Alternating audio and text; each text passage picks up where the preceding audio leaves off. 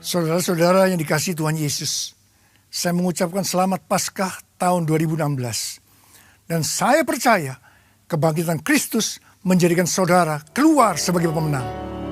Kau hiburkan hatiku, kau kuatkan jiwaku, kau beriku kemenangan. Yesus, kau benteng dalam hidupku. Kau hiburkan hatiku, kau kuatkan jiwaku, kau beriku kemenangan.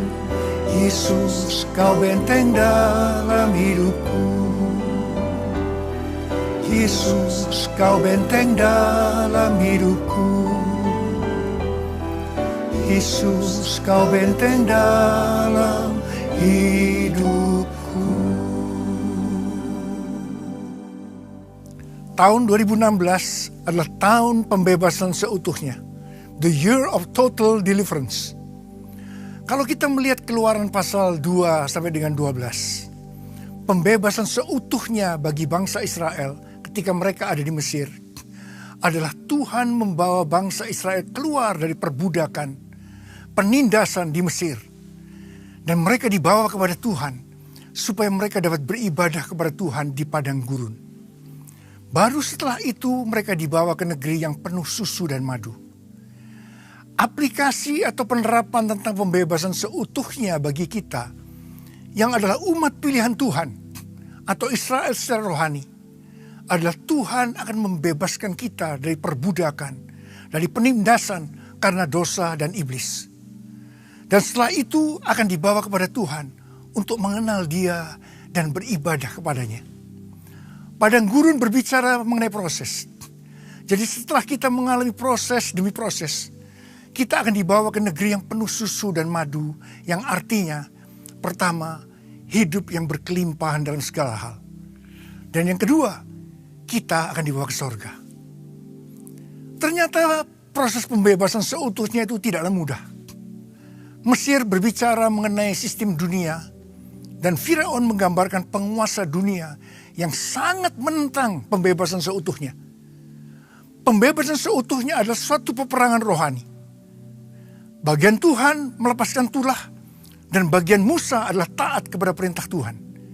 Yang artinya Tuhan yang berperang ganti kita, dan bagian kita adalah taat kepada perintahnya. Ada 4 tipu daya dari Firaun yang diberikan kepada bangsa Israel, supaya mereka tidak mengalami pembebasan seutuhnya.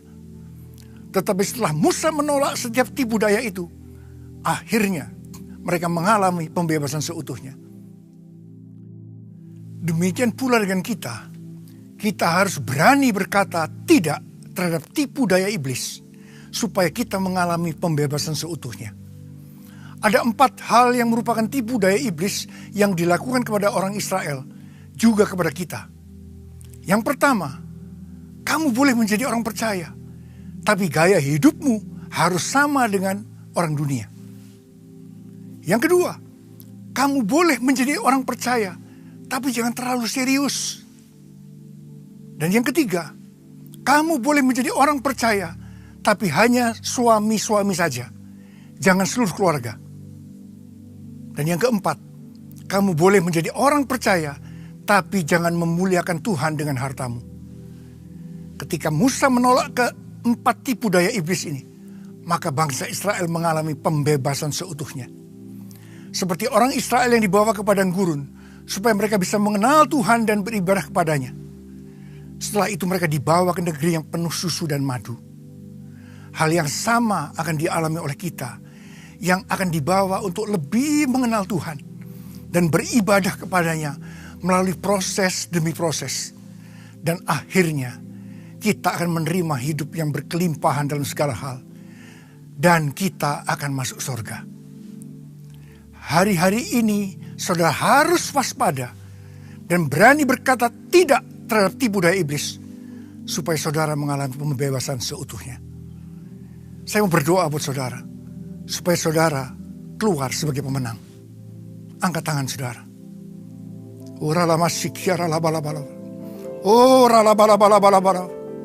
Hamba berdoa buat anak-anak-Mu Tuhan.